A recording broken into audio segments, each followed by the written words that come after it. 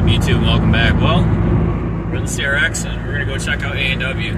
It's kind of late, so I'm not sure how many cars are gonna be there, but I mostly just wanted to drive the car. I'm still kind of adjusting the timing and stuff like that, make sure everything's good. I've been daily driving it to work every day, no issues. Pretty much just the ignition, but I'm gonna just solve that issue with the push button. So the car sat in my garage for, I don't know, 5 years, or the barn slash garage, whatever.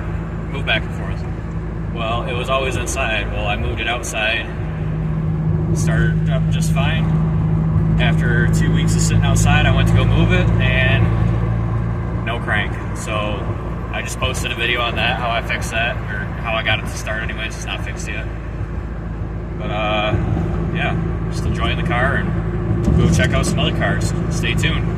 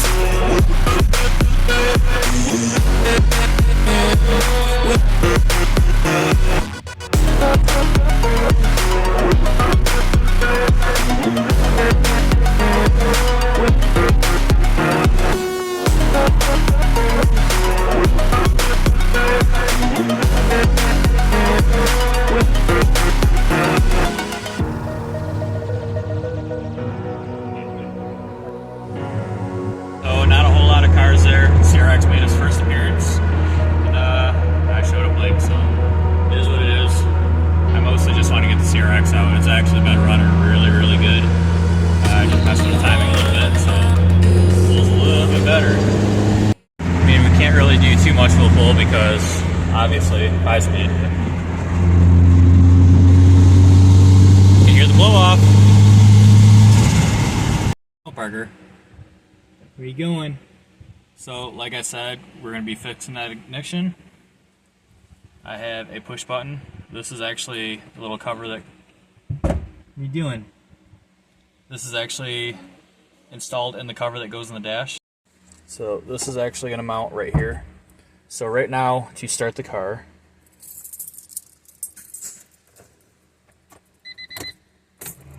turn the key until everything comes on. Make sure she's in neutral.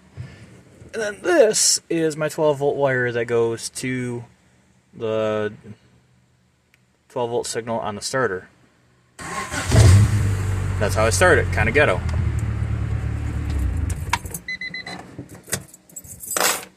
Is this your race car? Yeah. So what we're going to do is I'm going to take that wire off.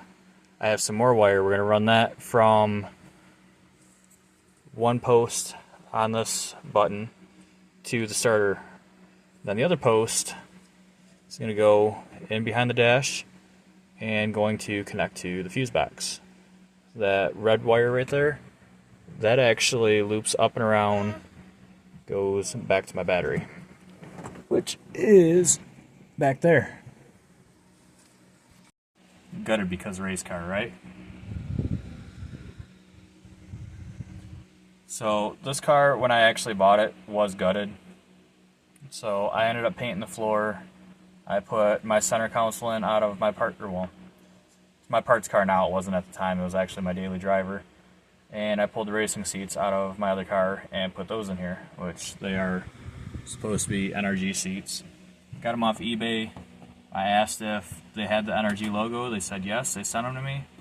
No logo. So I messaged them back. I'm like, what's up, guys? Like, I asked before I even ordered, and they're like, oh, we're sorry. So they gave me some money back, made it right, but They're still eBay seats, I guess. They're not Sparcos or nothing. Nothing fancy, but they do the job.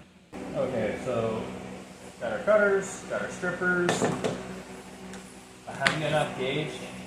I'm not sure what gauge this is. It's extra for my truck. And this nice little kit I got on Amazon. So what we're going to do first, we go ahead, strip the wire.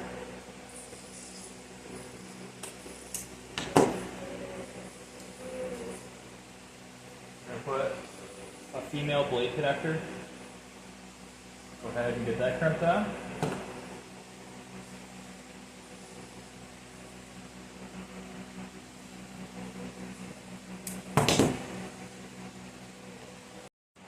So with our wire, normally there's a fuse box that sits up here. The first thing I always do on these cars is I tuck it inside the car. I mean, it's not the cleanest look because mine's on the floor, but that's going to actually get tucked behind the center console. But in my opinion, it just cleans up this part of the engine bay, not having that fuse box there, not having your air box, your battery, blah, blah, blah.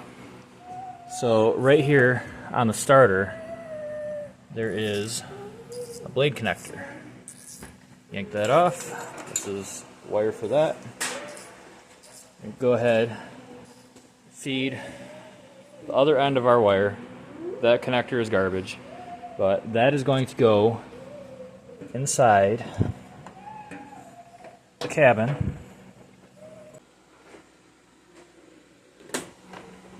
And pull all your slack in there. A lot of it anyways. Go ahead, take this wire,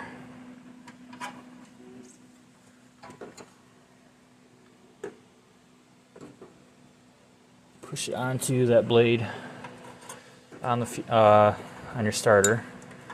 That is actually your signal for your 12 volt. That tells your starter when to come on. That's still got to be cleaned up. But now we can go back in the car.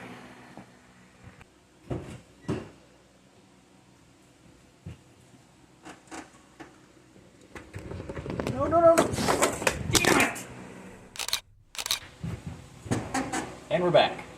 So now that we're inside the car, take this wire, fish it up around behind the dash, and come up where that button's going to go.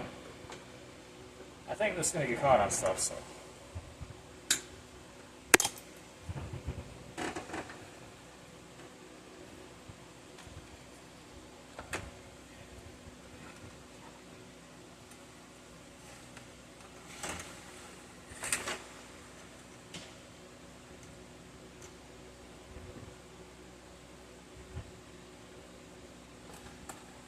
Figure out a good length.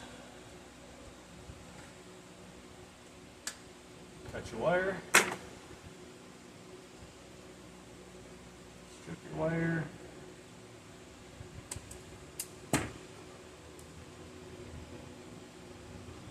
Back your button. Look and see what size these are. So that way, pick out a ring terminal, which I'm going to have to order some more.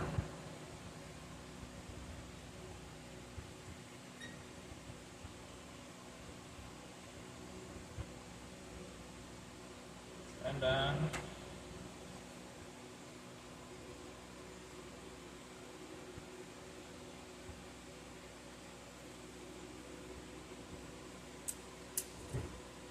always give it a tug so that way you know you have a good connection. Then we go ahead and grab another wire. That's going to go from this cubby down to the fuse box. Perfect. Piece that we cut off.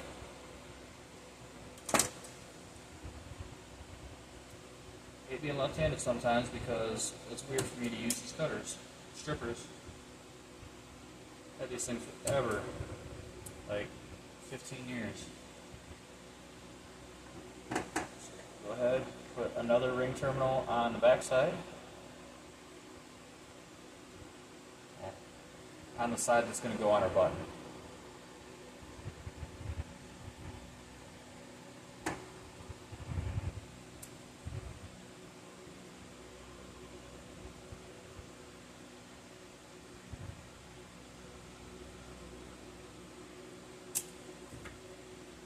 for a tug.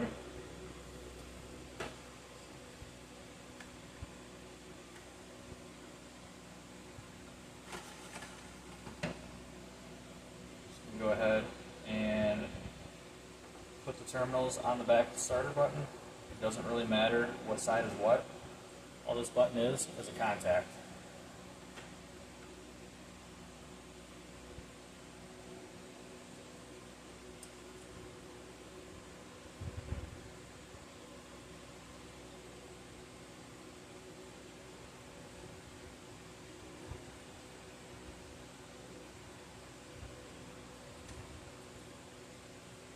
Other wire.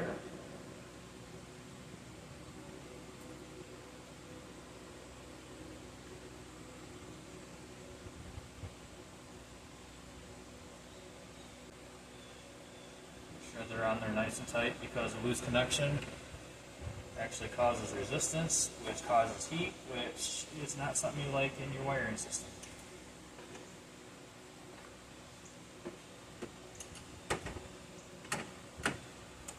Button's all mounted. Other wire back through.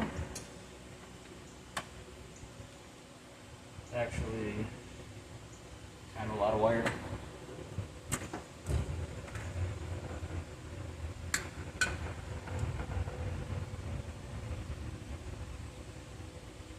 Strippers are definitely handy though.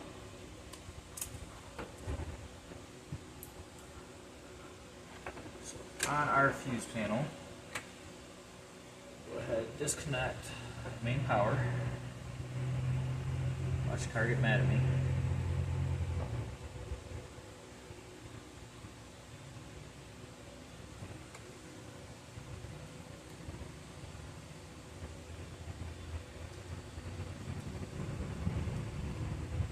We're going to go ahead and use one of these Y connectors, terminals. I'm going to actually grab a blue one though, it's a bigger gauge.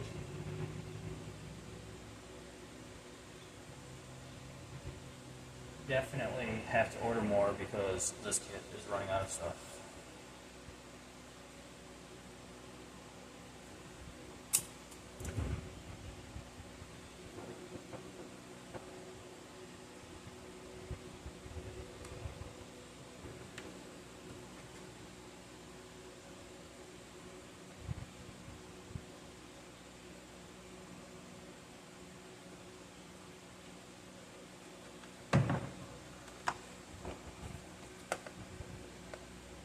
And that is really all there is to it. So with that being live power and this being in contact, make sure the cars are neutral. This will always activate the starter. So then our key is still going to turn on the fuel pump and everything else required to run. A lot less ghetto than having to reselling touch wires. So hopefully you guys found this video useful. Hopefully you guys stuck around this long, and I'll see you guys on the next video.